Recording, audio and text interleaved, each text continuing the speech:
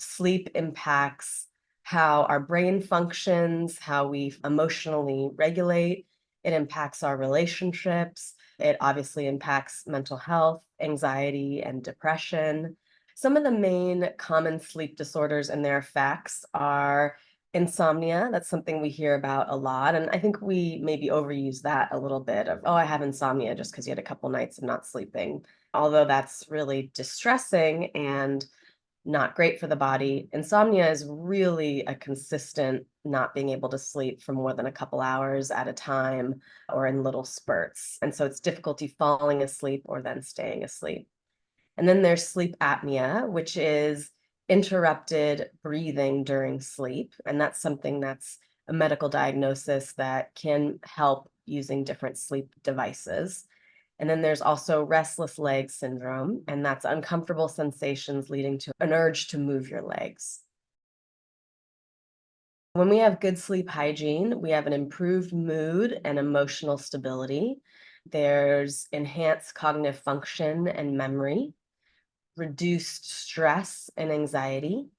There's going to be reduced depression, as well as better overall physical health.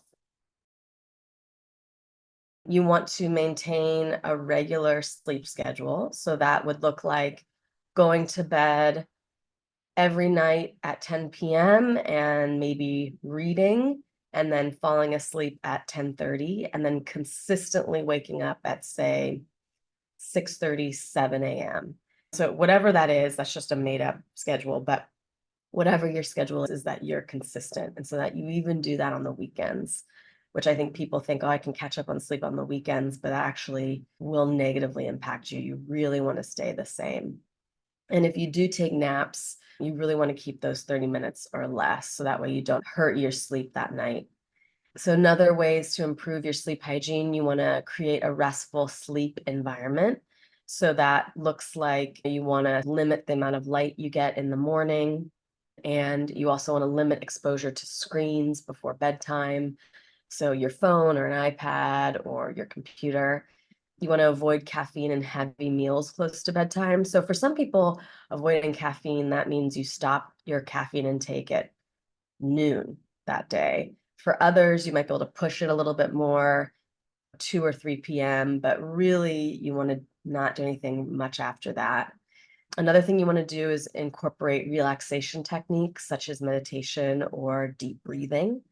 That can be really helpful before sleep. If you're doing all of that consistently and you're not really noticing any improvements and you're still really struggling with sleep, that's when you may want to seek professional help. When these persistent sleep problems, despite your good sleep hygiene practices, are happening and they impact sleep issues on daily functioning and your mental health. And so that's when you really want to reach out to somebody who either specializes in sleep or who's just a mental health professional. And at Therapy Now SF, we have therapists that help with all of these facets, and they can really help you improve your sleep and then overall mental health.